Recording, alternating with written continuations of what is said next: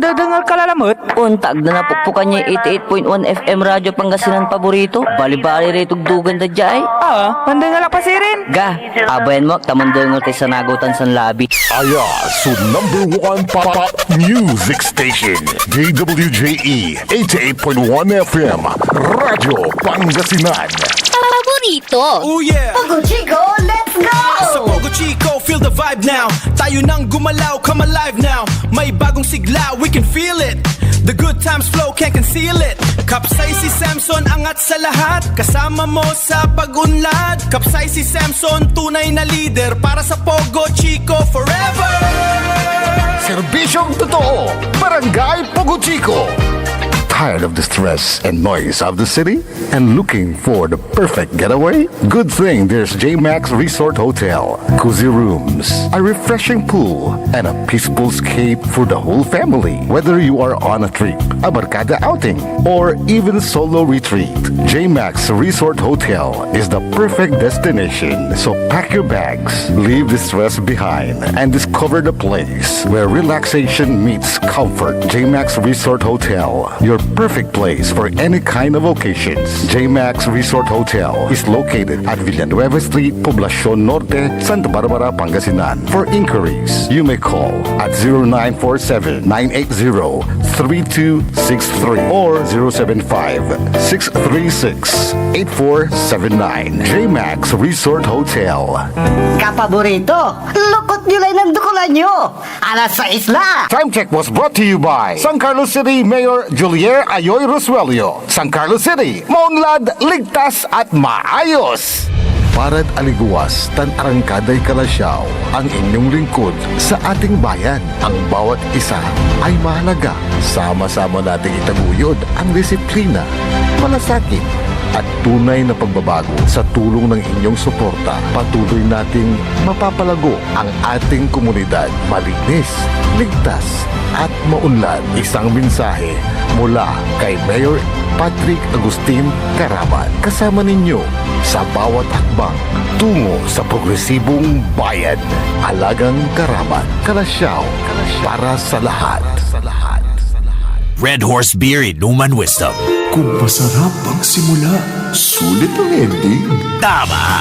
Red Horse Beer. Sarap. Sulit. Red Horse Extra Strong, the #1 extra strong beer in the world. Drink responsibly. Bawat patak, masarap. Suabe, kaya sulit ang inuman. Kasangga mo sa relax sarap. Red Horse Beer. Drink responsibly. Popular sa balita, popular sa musika.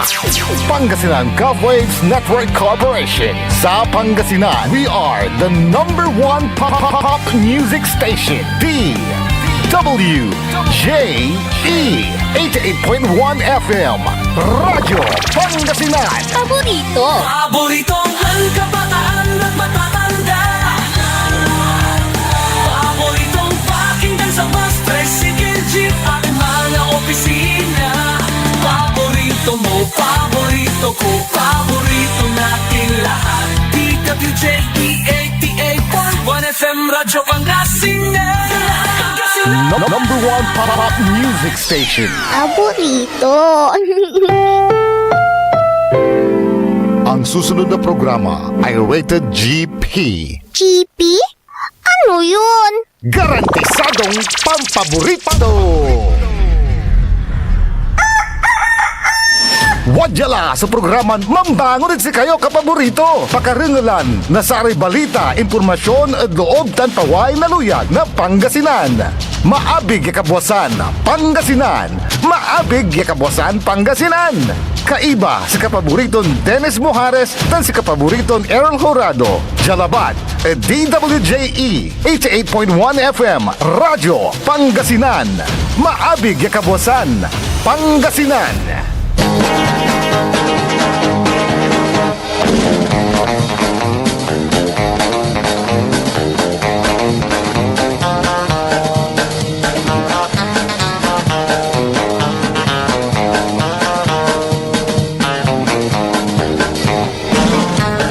Oras alas 6:04 ng umaga.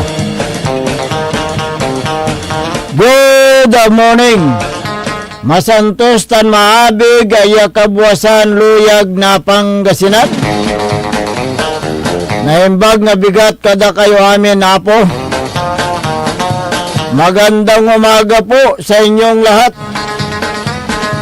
Maabiga buklas kumuyamin dito na bulinaw tan Sambales. Narito naman tayo upang maghatid ng mga balita, impormasyon, mga issues na dapat nyo malaman ngayong araw ng Miyerkules, ika-8 sa buwan ng Hulyo 2026. Ang inyo pong makakasama sa umagang ito, Macterion Lingkor at Magtipangasinan Dennis Muhares. Kasama rin si Kapaborito Errol Horado. At dyan sa may technical control si Engineer Nixon Dakal. Kung meron kayong gustong iparating na mga balita, impormasyon, mga issues, sumbong, reaksyon at opinion, maging ang mga greetings ninyo sa inyong mga mahal sa buhay, mag-text naman po sa ating smart number 0939-100-9931 o kaya sa globe number 0927-974-2784. Pwede rin kayo magpadala sa ating Facebook page. I-search naman po ang DWG 88.1 FM Radio Pangasinan Paborito. Good morning, Carol. Good morning. Medyo tayakatakla. Aha. Ayan.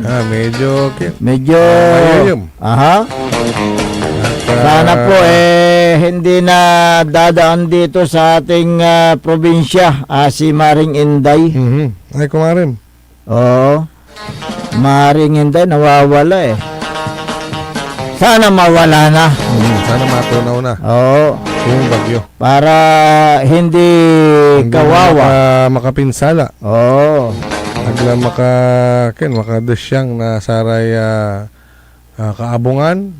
Aramay tatanuman. Correct. Kaya pagdasal natin na sana po ay malusaw na ang bagyong Inday na may international name na Bavi. Bavi. Oo. Biro mo doon sa ibang bansa tulad ng Guam na dinaanan ni Typhoon Bavi, talagang grabe doon.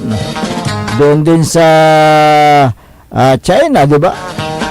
Kaya't sana po magdasal po tayo upang ang mga sakuna tulad nitong mga bagyo hindi na po natin mararamdaman ang mga ito.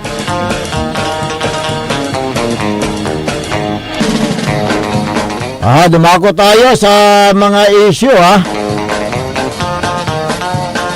dahil karamihan sa mga consumers nasakop ng Central Pangasinan Electric Cooperative o Simpelco ay hindi nila naintindihan kung bakit may mga power rate adjustment at kawalaan ng power supply sa mga nakalipas na buwan. Kung nagkakaroon man ng mga pag-brownout na sakop ng Senpelco o anumang electric cooperative, maaaring epekto daw ito ng problema sa transmission lines at sama ng panahon. Ayan, nabanggit mo ang masamang panahon. Kung may bagyo, kidlat, at malakas na ulan, ito ay isa sa mga sanhi ng pagkasira ng mga linya ng kuryente. Kaya nagkakaroon ng pansamantalang brownout. Isa pang rason kapag nagkaroon ng pagkawala ng power supply, dahil nagkakaroon din ng problema yung mga linya o transmission line. Maring nagka-aberya ang linya ng transmission line na minamanage ng National Grid Corporation of the Philippines. NGCP. Kaya nung nagkaroon ng brownout o blackout sa inyong lugar na sakop ng iba't ibang kooperatiba tulad ng Senpelco, may mga dahilan na hindi dapat sisihin ang pamunuan ng mga cooperative. Ang isa pang binabato sa Simpelco ang biglaang pagtaas ng bayarin sa nakonsumo na kuryente. Kung tumaas ang bayarin ng kuryente dahil daw sa epekto ng init ng panahon noong buwan ng Mayo hanggang Hunyo, yung paggamit ng appliances merong mga tinatawag na extension. Dapat nating i-consider ang mga paggamit ng mga electric fan, aircon na ginagamit natin na oras-oras at ang pagbukas ng yung pagbukas lagi ng refrigerator, kaya tumataas ang inyong mga bayarin. Merong paliwanag si Engineer Rodrigo Corpus ng Central Pangasinan Electric Cooperative. Pakinggan po natin, Engineer.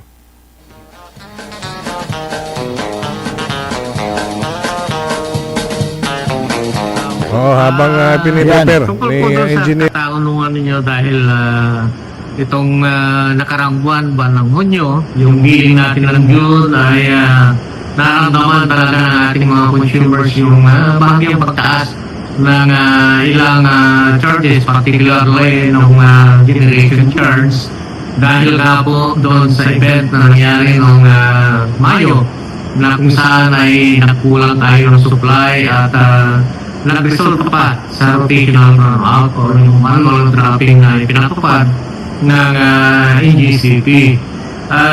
Dahil dito sa kakulangan ng manipis na reserva at supply ng kuryente ay tumaas yung presyo sa spot market, sa wholesale electricity spot market, wherein portion ng ating demand ay nagagaling sa spot market, lalo na po nitong panahon ng tag-init ay napakalaki yung increase ng demand ng ating mga consumers o yung consumption, kaya mas tumaas o smart market yung naging exposure natin doon sa spot market bukod doon sa regular na exposure natin during peak hour.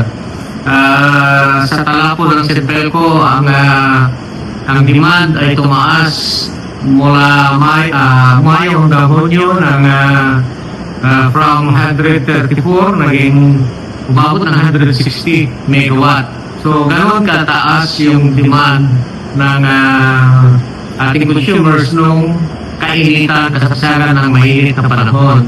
Kaya naramdaman po ng ating mga consumers yung pagtaas ng bill dahil sa dalawang faktor. Una, tumaas po yung generation charge natin. At pangalawa, tumaas din yung konsumo, yung energy consumed o yung kilowatt hour na usual na nagagamit monthly ay nagkaroon din ng pagtaas. Base doon sa monitoring natin kasi umabot ng almost 4 million kilowatt hour yung consolidated increase ng consumption ng ating mga consumers. So yun yung patunay na talagang nagkaroon ng extrang paggamit sa mga cooling appliances, particularly yung electric fan, air conditioning unit, dahil palaging sinasabi ng ating mga consumers na the same lang yung appliances na gamit, pero hindi napansin yung oras ng paggamit sa mga ito, including yung settings. Yung settings lang po ay malaking bagay na yun. Halimbawa, sa air conditioning unit na dati ay nakaset lang sa 24, pero dahil sa mainit na panahon at kailangan maibsan yung or ma-neutralize yung init, ay magkakaroon ng resetting ng mas mababang temperature. Halimbawa, nasa 18 or 19. So, yung operation ng air condition, the same hour, pero halos yung duration na yun ay umaandar yung kanyang thermostat. So, ibig sabihin, the same lang yung hour, pero yung kanyang yung paggana ng kanyang cooling system ay continuous. So yun yung hindi napansin o hindi namalaya ng ating mga consumers. Electric pan din, dati kung number 1, kontento na. Pero dahil sa init ng panahon, laki sa number 2 o number 3 na settings, so mas mataas din yung konsumo dahil mas malakas yung kailangang energy para abutin yung settings na ilagay natin. So, ito yung ilang mga dahilan and others. Marami pa sigurong dahilan. Pero ito yung mga main contributor sa pagtaas ng konsumo po ng ating mga consumers. Sir, yung Sintelco po ba hindi naman nagtataas basta-basta ng singilin dahil meron po kayong sinusunod na mga lituntunin? Kung makikita po natin sa ating mga electric bill ay meron yung item doon na distribution, supply, and metering charges. Ito lang po yung napupunta sa kooperatiba o sa Sintelco para gamitin sa pang-araw-araw nating operational maintenance, pagpasweldo sa manpower, at pagbili ng mga equipments, gamit for upgrading, for rehabilitation, para ma-maintain yung ating mga facility. At all other items, kagaya yung taxes, mga universal charges, mga lifeline subsidy rate, senior citizen rate, ay nire-remit natin. Dagdag ko pa pala yung fit-all at saka yung GIA all, pero pansamantala is sinuspend, ay nire-remit natin sa mga government agency na sila yung administrator ng mga pondo na yun. So, yung rate po na napupunta sa Sintelco since 2012 ay hindi pa po tumataas hanggang ngayon. The same pa rin yung rate. At pag ito yung kailangan magkaroon ng adjustment ay kailangan aprobahan or i-apply sa EFC at i-determine kung aprobahan ba o hindi yung adjustment na hihingin natin. So, hanggang ngayon, mula 2012 hanggang ngayon ay hindi pa rin yung rate per kilowatt hour na pupunta sa ko. Sir, nabanggit nyo kaya na yung generation charges. So, saan po mong gagawin? So, yung generation charge po, ito po yung cost of electricity na binili natin sa ating mga generating plants or yung mga power supplier. At sila yung sector na in charge sa generation at ito ay tinatakamapit naman mula generating plants, dadaan sa mga transmission towers ng GCP, including yung sub-transmission line papunta sa mga substation din ng ating kooperatiba. At doon, may mga kaakibat na charges. So, meron tayong transmission charge. At yung systems loss na ito yung rate na pinapatong natin, ito yung nakapaloob doon sa CAP na inaprobahan ko ng ERC para madala yung kuryente from generation hanggang sa ating mga kabahayan. At ito yung tinatawag ng inherent loss, yung natural na energy nawawala dahil sa pagdaan sa mga kable, mga distribution transformer, mga power transformers, service drops, hanggang sa kilowatt hour meters natin, hanggang sa ating service entrance. Ay ito yung computed cap na allowed lang ng energy calculation. Sir, mula doon nung meron yung PPA, lalong natatagal daw yung mga bayarin na tutuloy po. Actually, kung balikan po natin before retira or yung RA 9136 noong 2001, ang ating rate or ang ating mga resibo ay bundled. Nakapaloob doon yung basic energy charge, at kung may mga adjustments man na mangyayari buwan-buwan ay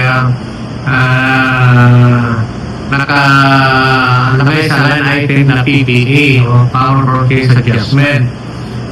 Dahil nung time na yun ay monopoly ng National Power Corporation yung generation, transmission hanggang sa sub-transmission punta sa mga substation ng mga distribution utilities. Kaya bundled yung rate noon at mayroong certain percentage lang na mapupunta sa co-op o sa mga distribution utility para naman sa kanyang operational maintenance sa pag-distribute ng power sa mga consumers. Pero sir, ano na po ang lagay ng kuryente natin ngayon? Manipis pa rin ba o tulad na dati o nakabalik na po tayo sa kung ano man yung maayos na kalagayan? After po nung nangyari nung Mayo, kalapit na ng Mayo na kung saan ay nakaranas tayo ng mga manual dropping or rotational brownout, ay nag-normalize naman po yung supply. Hanggang ngayon ay wala pang event na nag-declare ng yellow or red alert ang ating system operator. So, ibig sabihin ay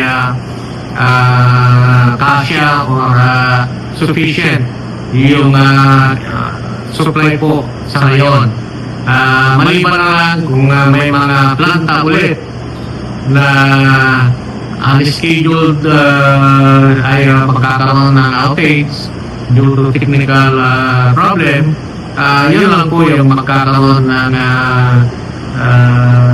event siguro na ninipis o mabawasan yung reserva sa kuryente. Sana huwag na mangyari. Sir, makailang meses po kayo na nakapag paliwanag na rin sa iba't ibang sangguniang bayan. May mga imbitasyon po sa inyo. Paano po na-address ng tama yung mga komento naman po sa social media engineer?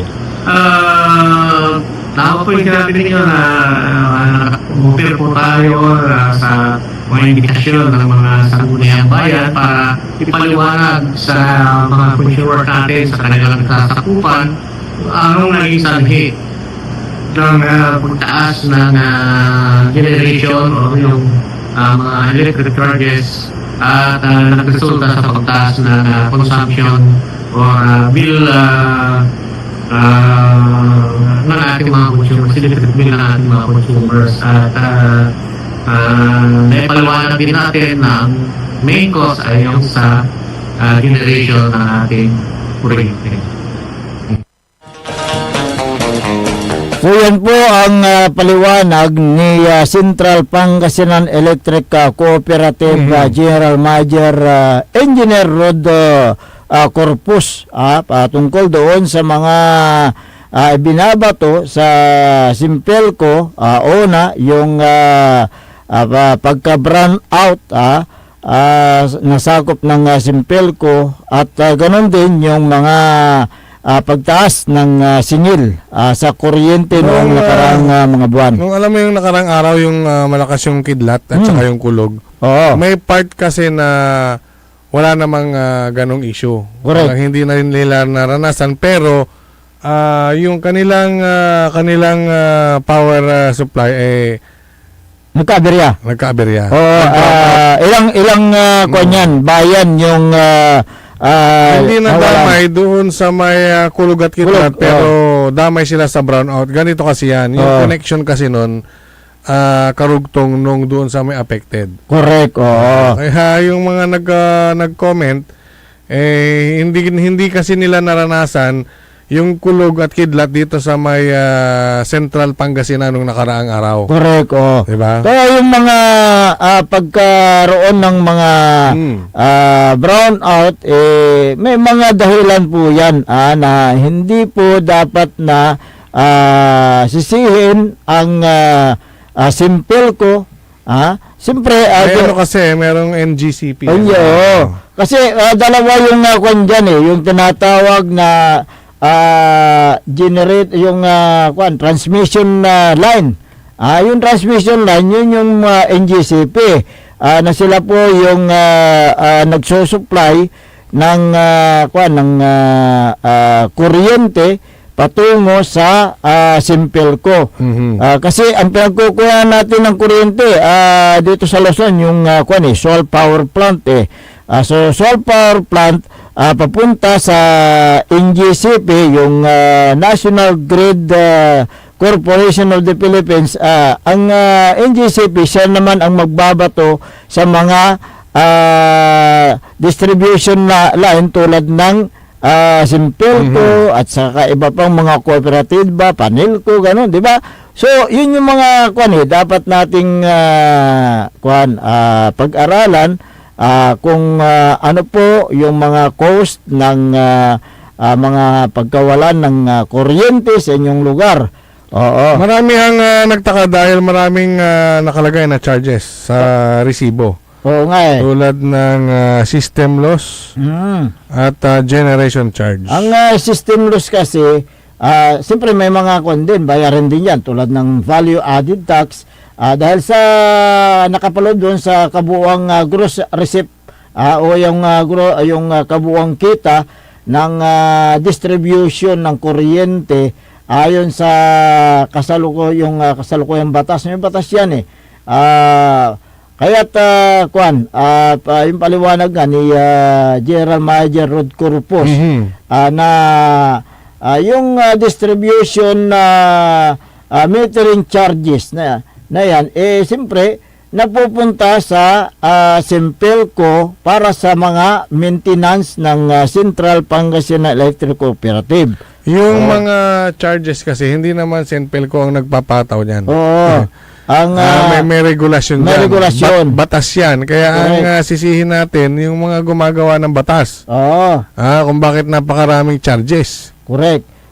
Hindi tulad nung araw doon sa mismong billing receipt kakaunti yung nandoon sa likod ng resibo na bayarin.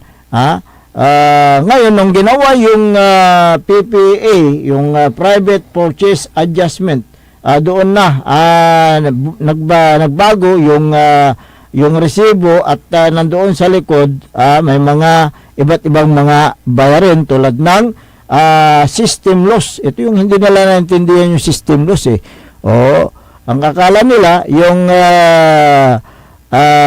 pagkawala ng kuryente ay binabayaran natin, hindi po.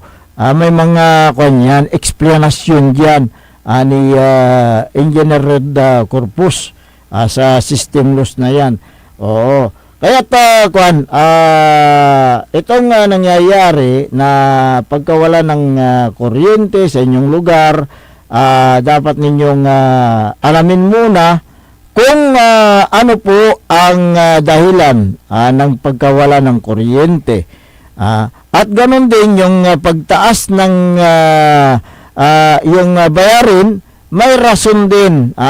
Dahil sa init ng panahon, gumagamit kayo ng electric fan. Dati isang electric fan, ginawa ninyong dalawa. O kaya dati nasa number 1, ginawa yung number 2, number 3. Dahil mainit. Hindi kaya ng electric fan. Ang binubuga ng electric fan, init. Mainit din. Naging parang heater. Heater. Ganon din ang aircon.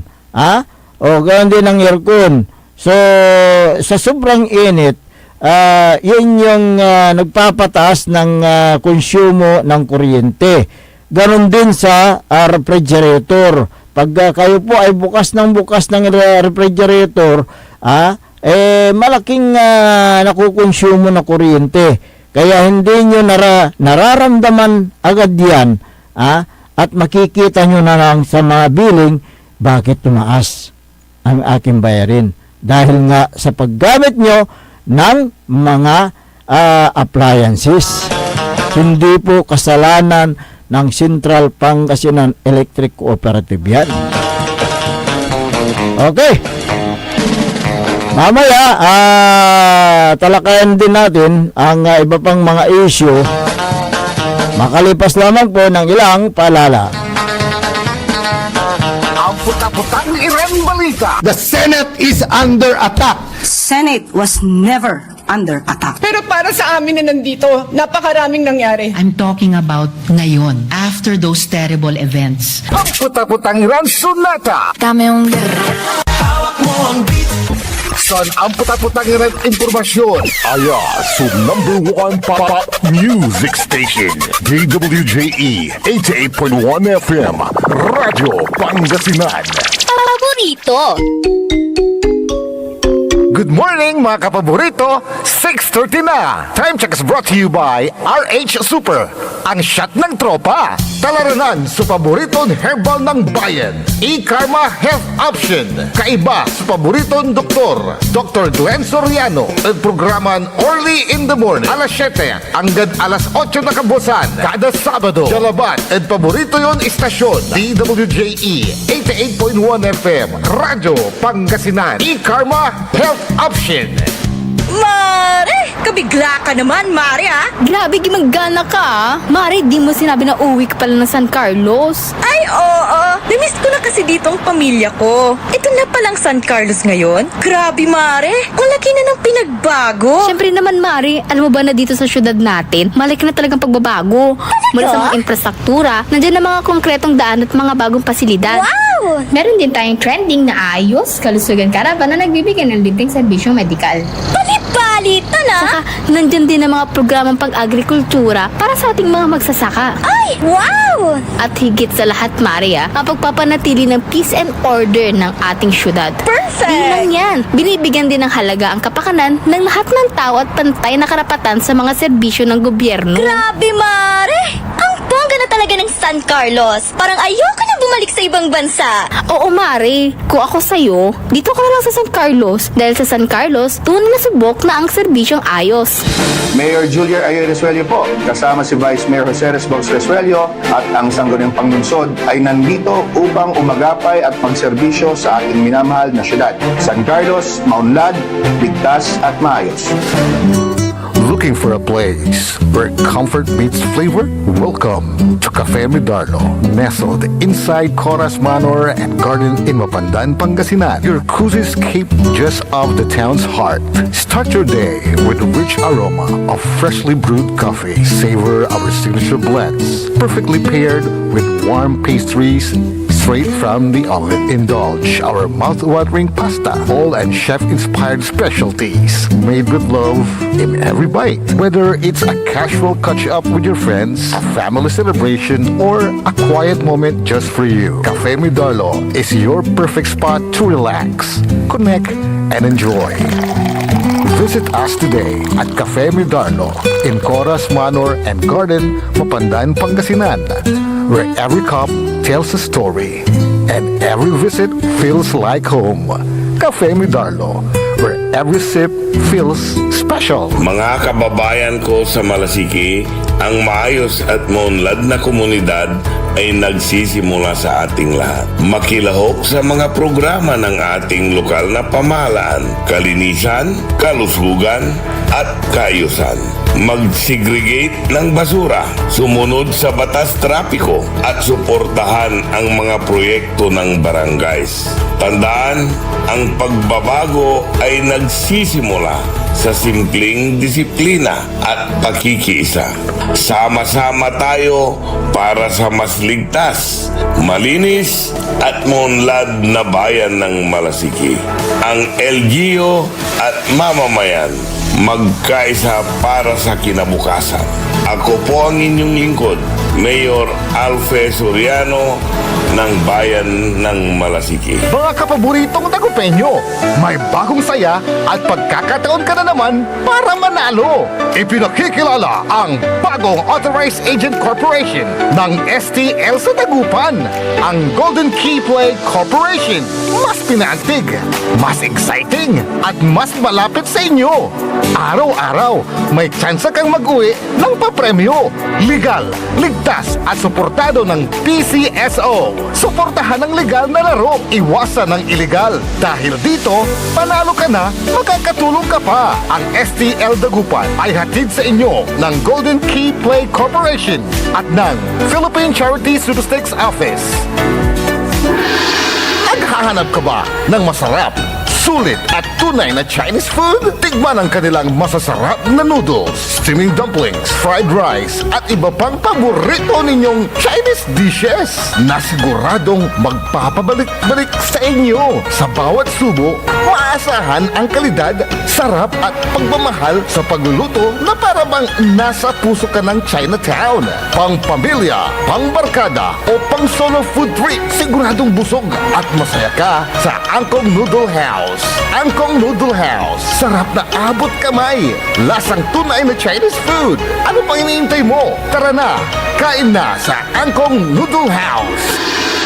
Angkong Noodle House is located at the ground floor of Metro Plaza, A.B. Fernandez Avenue, Dagupan City. Also visit their branches, Bayambang, Rosales, Ordaneta, Binalonan, San Carlos City, at ang kanilang bagong bukas na sa Robinsons, Calasiao. Paborito ng kabataan at matatanda. Paboritong pakinggan sa bus, tricycle, jeep at mga opisina. Paborito mo, paborito ko, paborito nating lahat. DWJE 88.1 FM Radyo Pangasinan. DWJE 88.1 FM Radyo Pangasinan.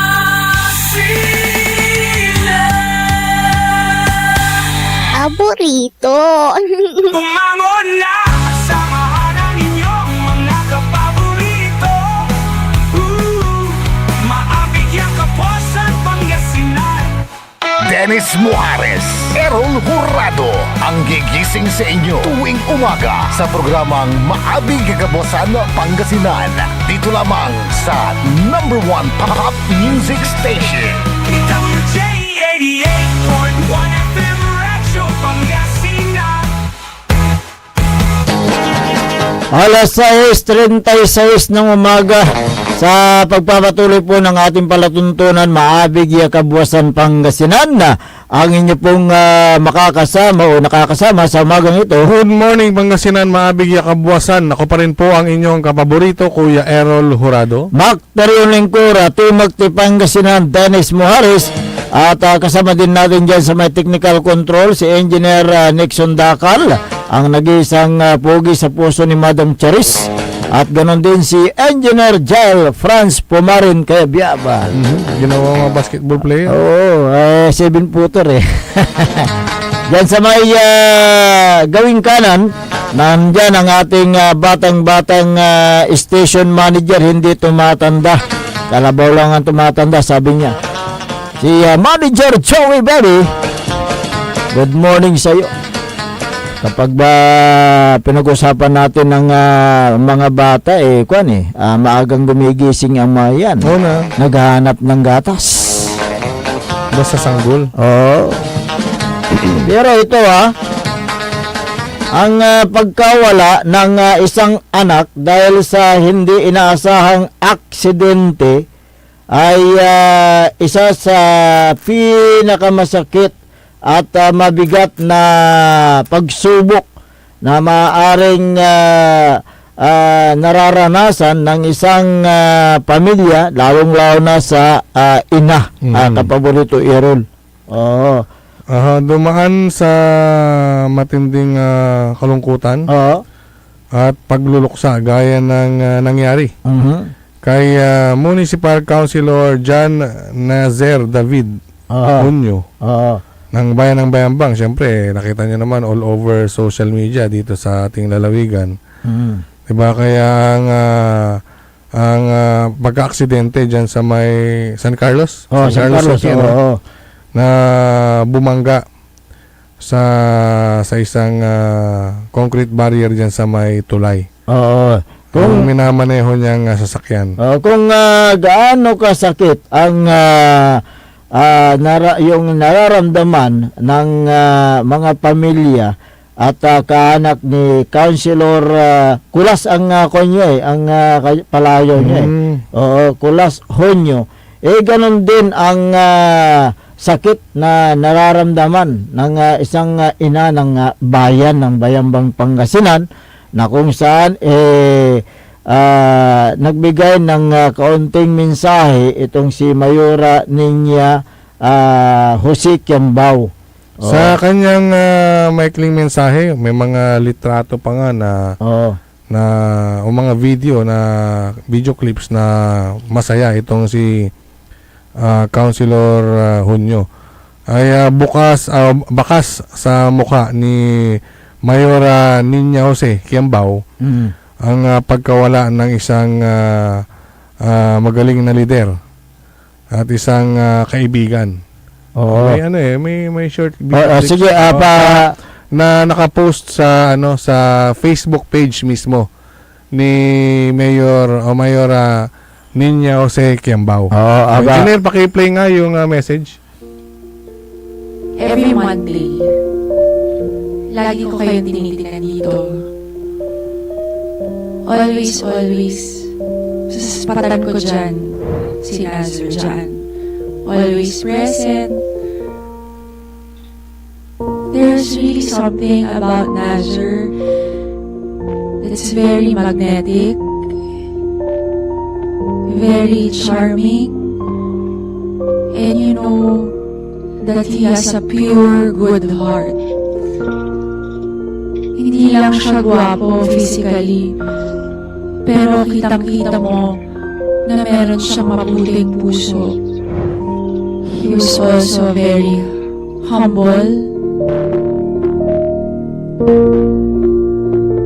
To the family of Councilor Kulas, the Hunyo clan, and everyone who held him close, no words from this podium can ever ease the immense pain and sorrow that you are feeling right now. Batid ko na walang masihirap pa sa pagkawala ng isang anak at kapatid na tulad ni Kulas. Ngunit, nais ko pong malaman niyo mula sa kalibuturan ng aking puso at sa ngalan ng buong bayan ng Bayambang. You did an incredible job raising a good man and a great leader. Maraming salamat po, Tito Boying, Tita Gina, Charbel, sa paghiram sa amin kay Kulas. Naging mas mabuting bayan ang Bayambang dahil naging bahagi siya nito. Hindi po kayo nag-isa sa inyong pagluluksa.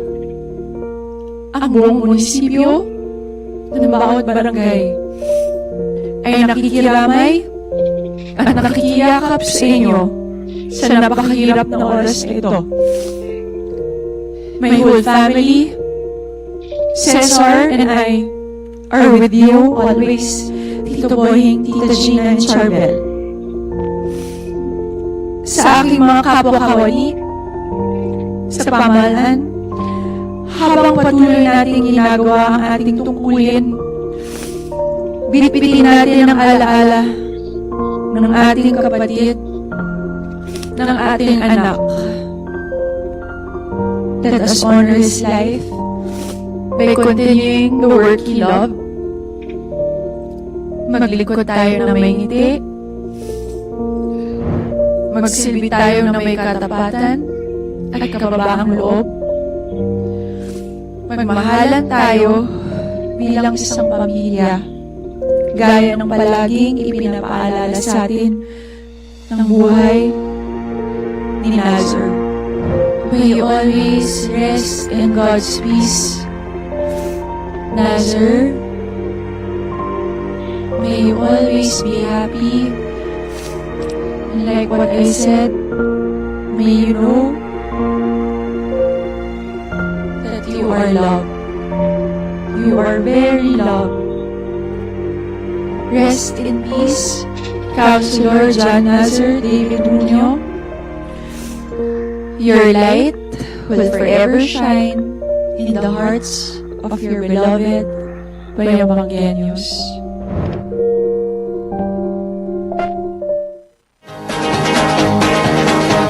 So yun po yung maikling mensahe ni Mayora Ninya Jose Kiambao sa pagkamatay ni Municipal Councilor Kulas Honyo, na ito po ay anak ni dating Councilor Boying Honyo.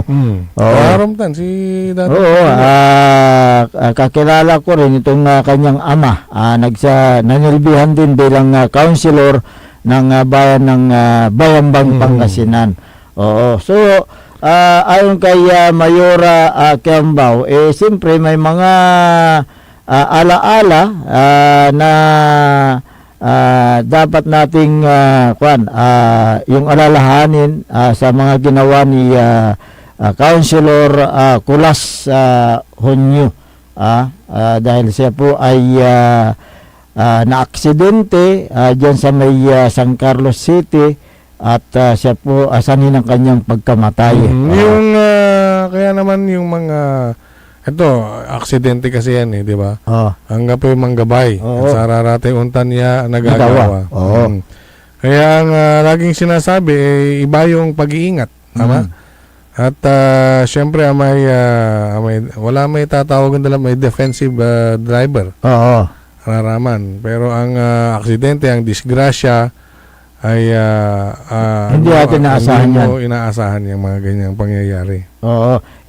Dyan sa may Benguet, Nueva Vizcaya, imbis na karaniwang road o yung warning sign ang nakalagay, kabaong ang ginamit na babala at paalala ng barangay Buklaw sa bayan ng Bukod, Benguet.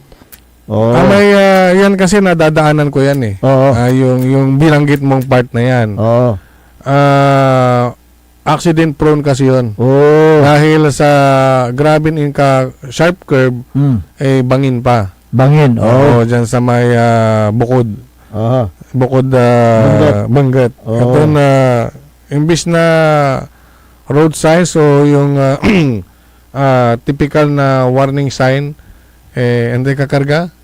Yung puting kabaong. Puting kabaong na may nakalagay na actually nakita ko yan Ingatan ang nag-iisang buhay. Yan. Magmaneho ng mahusay. So marami na palang na-aksidente dyan. Yung part na yun. Yung part na yun. Kaya dapat na alagaan natin ang ating buhay dahil nag-iisang buhay yan dapat na mag-ingat tayo sa pagmamaneho upang sa ganun ay makarating tayo sa ating mga pamilya na ligtas sa anumang mga aksidente. Tulad yan, yung nangyari kay Councilor Kulas Honyo. Hindi po inaasahan yung pangyayari. Sa murang edad, siya po ay pumanaw na. Dahil sa aksidente. Kaya't sabi nga nila, yung aksidente kakiram kwanda di ba? So kailangan natin na sundin ang mga panuntunan sa safety driving para sa ganun ay makaiwas tayo sa anumang mga aksidente. Good morning kay Sinaida Zamora Gilbert, dyan po sa ibang bansa. Sabi nito, good morning mga sir, ingat po kayo lagi and God bless. Ganun din sa inyo. Ito kilala mo, Christopher Paraino. Good morning sir. Dore ka ba kung Christopher Paraino si Kuya Chris di tanad buod. Tan si Kapitan Chris Paraino mo di tanad Santa Barbara. Pero ito, Christopher Paraino ng Wood. Good morning. Long time no see. Kumusta na yung kapartner mo ring isa? Si compadre, Richard Poserio. Ayan, good morning. Good morning din kay Municipal Treasurer Sir Mel Poserio. Good morning po sa inyo dyan sa bayan ng Kalasyaw. Maribek Rivera Balason, magandang umaga. Gawin din kay Mar Pascua, Annabel Martin Nayal, si ka-classmate, teacher dyan sa may Dasol Central School. Si Ima Duque ng Australia, magandang umaga po sa inyo dyan. Si Lino Balyares, good morning. Marilyn Varuna, dyan sa may Sambales at Artemio Naredo Baswil. Ayan, magandang umaga po sa inyo. Sabi niya rito, sabi ni Gloria Villanueva, iyang dedicated and humble public servant, rest in peace, Councilor Kulas Hunyo. Mas ano siya, no? Mas kilala bilang Kulas. Kulas yung parayaw niya. Pero yung close friends and families yan. Kulas. Pero sa labas naman, Councilor Nazer. Mahaba yung kanyang pangalan Diyan, Nazer David Hunyo. Ayan. Yung Hunyo, isa apelyido yan. Good morning sa mga Hunyo family. Nakikiramay po kami sa pagkawala ni Councilor Kulas Hunyo. Sabi naman ni Remedios, Madam Mayora, Ninya, correct kayo dyan, sabi niya, iyang handsome leader si Councilor Kulas Hunyo. Ayan, yun yung sabi ni Remedios. Si Chris Istaris, I am very proud to be a Pangasinense. Okay. So, good morning po sa inyo. Good morning din kay Lolo Orpilia, si Caramel de la Cruz, kumusta na? Good morning. Caramel, saan ka man naroroon? Naririto kami. Si Susana Bungar Bustamante, magandang umaga.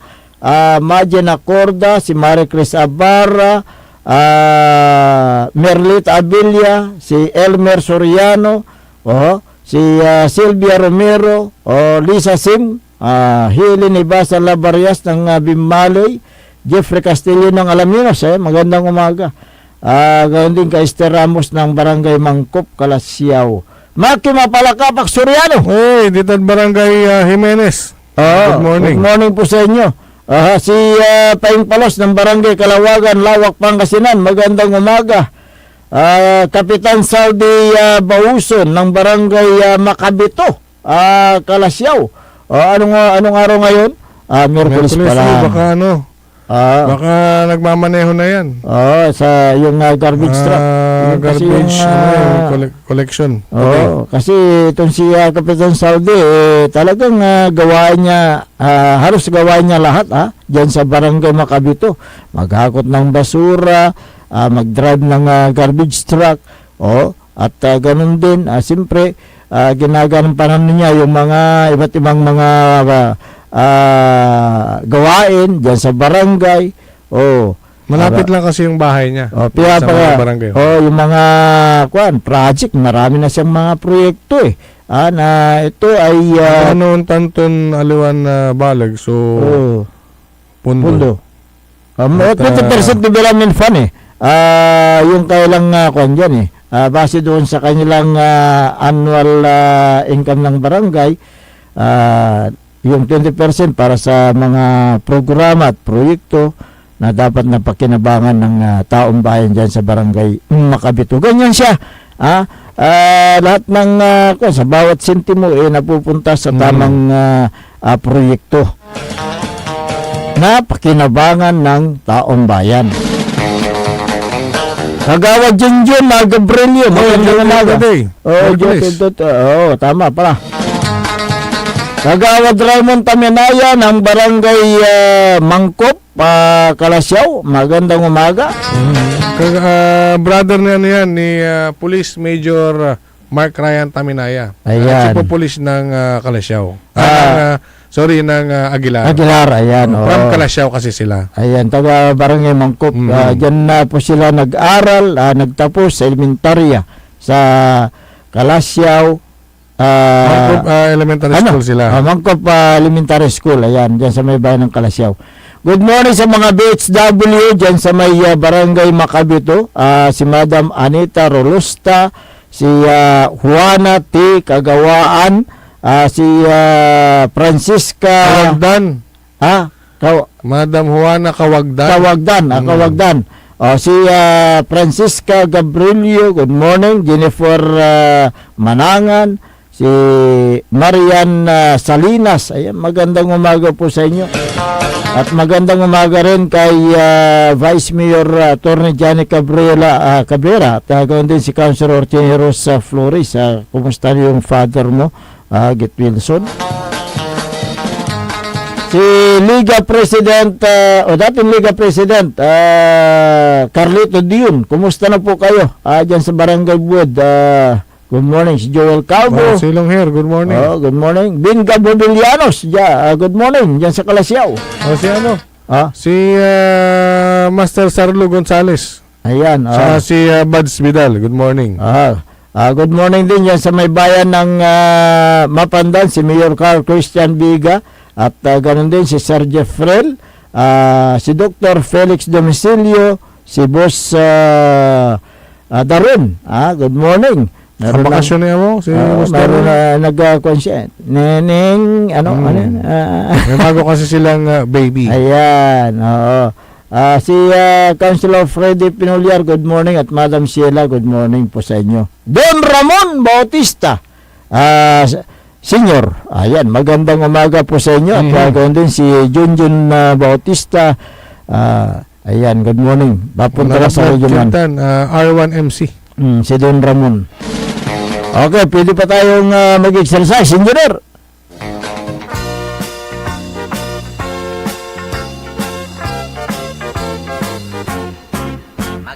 Good morning kay Mayor Patrick Agustin Karamat ng Calasiao.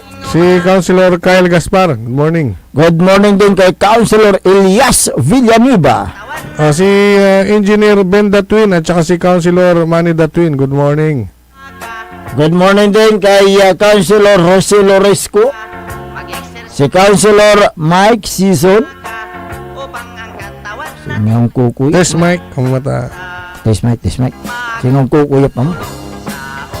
Si Madam Mame, Boss Caro, dyan sa may Mayor's Office, si Sarbayan at Sergeant Basa, Sergeant Esteves at Madam Jubet Apiado Esteves, magandang umaga. Si Engineer Art Gasparra. Si Kapitan. Si Boss Jumel Lorisco. Napasagot mo na ba? Si Tristan Solis, magandang umaga. Si Arturo Eustaquio, Harold Gangat, Ronald Pidlawan. At sa lahat ng mga nakantabay sa kanilang mga Facebook, maraming salamat po. At gawin din yung mga nakantabay at nakikinig sa kaya ng mga transistor radio sa kanilang tahanan. Maraming pong salamat sa inyong pagsubaybay sa aming palatuntunan. Wala na po tayong sapat na oras. Kaya po ipansamantalang namamaalam na sa Himpapawid. Magbabalik bukas ang inyo pong nakasama sa umagang ito. Ako po ang inyong kapaborito, Kuya Errol Jurado. Macterion Lengcor, Timog Tipangasinan, Dennis Muharis. Kasama din dyan sa may technical control si Engineer Nixon Dakal at si Engineer Jael Franz Pumarin Kayobiab. Sa aking gawing kanan si Station Manager Joy Baby. Ang tabayana ng susunod na palatuntunan, Only in the Morning ni Ka-Oli Navarro, dito lamang sa DWG 88.1 FM Radyo Pangasinan. Paborito! Wadyala sa programan Mambangon si kayo kapaborito. Pakaringalan, nasari balita, impormasyon at loob